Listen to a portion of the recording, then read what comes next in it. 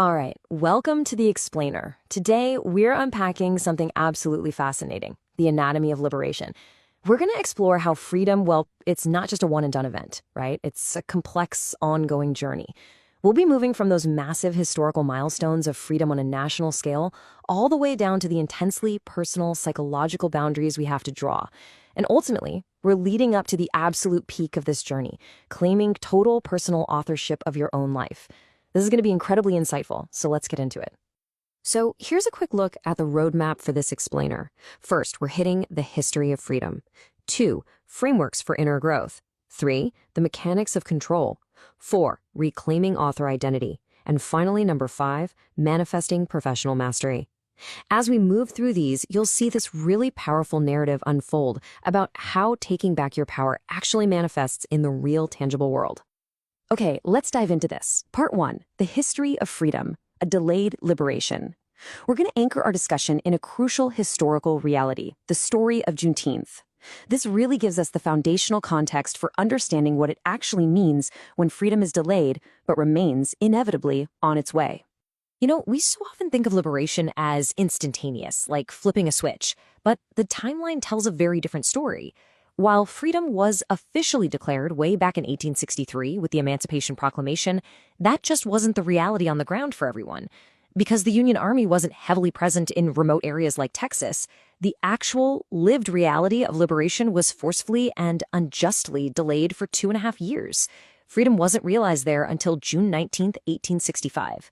That gap, the space between the Declaration of Freedom and the actual experience of it, is a massive theme we're going to see repeated in our personal lives too. And today, that delayed freedom is celebrated as America's second Independence Day, Juneteenth. What's absolutely beautiful here is how liberation is celebrated through this deep, vibrant cultural resilience. You see it in the traditions, the focus on community, education, and specific cultural staples like red velvet cake, strawberry soda, barbecue. That color red, it is profoundly symbolic. It represents both the immense suffering and the blood shed during enslavement, and at the same time, the ultimate, undeniable triumph of freedom. It's literally a physical manifestation of an incredibly hard-won reality.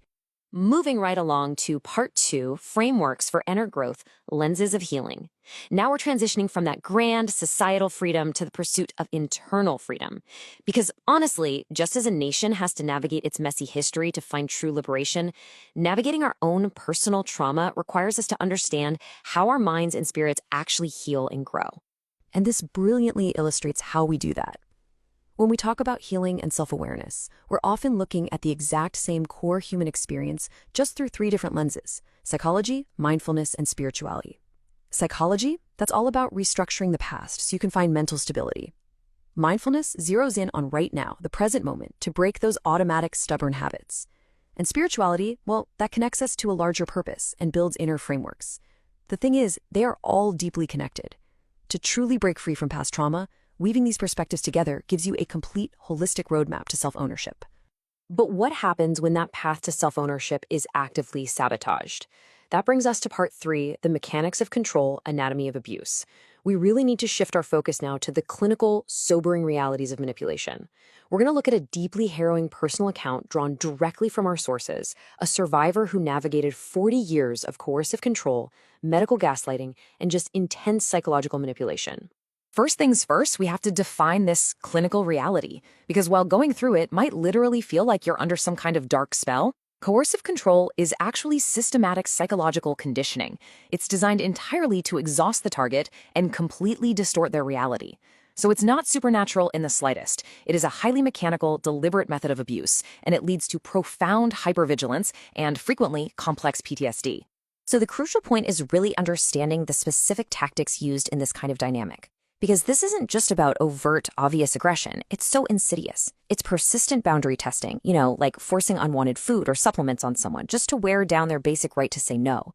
It's gaslighting, convincing the victim they're crazy or hypochondriacs, which perfectly masks how toxic the abuser actually is. It's intentionally starting fights purely to drain your energy, a concept psychologists call gathering narcissistic supply.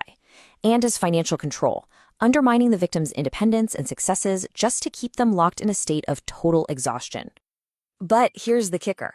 The dynamic inevitably shifts the second the survivor wakes up and sets firm boundaries. When that narcissistic supply line is finally cut off, the abuser completely loses control. This leads to an escalation phase known in clinical terms as the extinction burst. Our source material details this perfectly. First, there's a public performance, like calling in fake wellness checks to the police just to humiliate the victim and control the public narrative. Second is hoovering. This is when they try to bypass phone blocks to send a super casual, mundane text like, "Hey, go into Costco, need anything?" just to see if the victim will take the bait. It is a desperate, frantic, final effort to provoke any kind of reaction. Which leads us to part 4, reclaiming author identity, from survival to truth. Let's transition over to the survivor's internal awakening. This is that incredible moment where the chaotic, painful fragments of a life lived purely in survival mode finally come together into a coherent, undeniable, and frankly, powerful trajectory.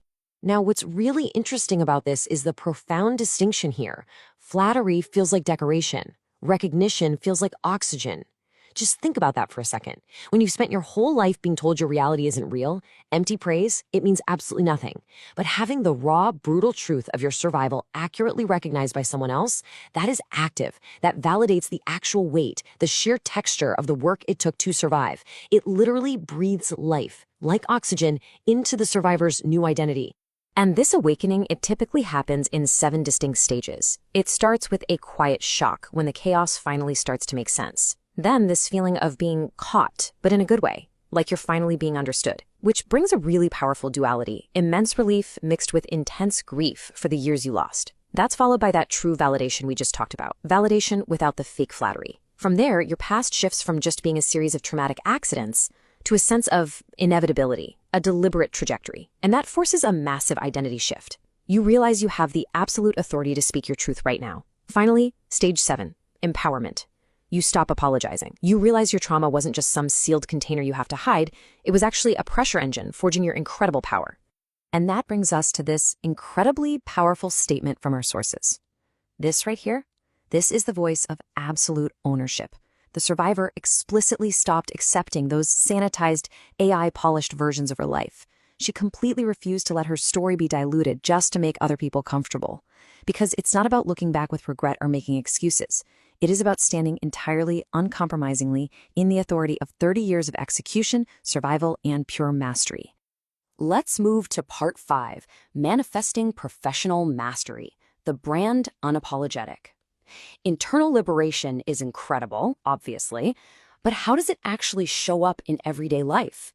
Well, we're going to look at the physical, tangible results of this hard-won psychological and spiritual freedom, which is an absolutely uncompromising, hugely successful business. So this is Brandy. She's the survivor whose story we've been tracking today.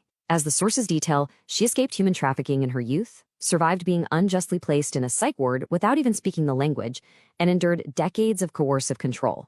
Yet, despite all of that, she poured her fierce protective intuition into building her brand, Hair JUNKIE STL.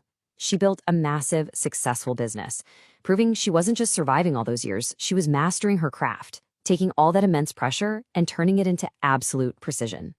And here is the ultimate manifestation of boundary setting in the real world. In her business, she explicitly lists, "This is for you if," and "This is not for you if."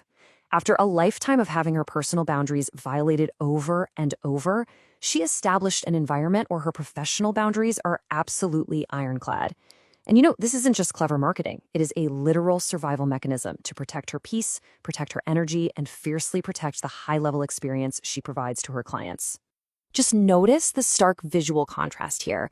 We see this vibrant, elevated, and fully awake identity that Brandy claims in her professional space today. Her tagline really says it all. The right stylist doesn't just cut hair. They change how you're perceived. Think about the depth of that. She spent her life having her reality and perception distorted by abusers.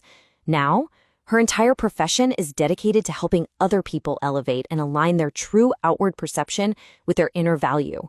It's amazing. And these glowing 5-star reviews on Gloss Genius, they're the proof. Her clients have literally become her chosen family. These reviews praising the time she takes, her incredible listening skills, her perfectionism, they are the tangible, undeniable proof of her 30-year capability. Despite a lifetime of people actively trying to sabotage her confidence and steal her energy, she successfully manifested her own reality and built a genuine legacy of excellence. Which brings us to the end of our explainer. I want to leave you with this final provocative thought. We've traced this anatomy of liberation, from delayed historical freedom to breaking the mechanics of psychological control, all the way to unapologetic personal authorship. So take a look at your own life. When the noise finally clears and you draw your own boundaries, how are you writing your own unapologetic story? Thank you so much for joining me to explore this incredible material. Keep learning, keep questioning, and I'll see you next time.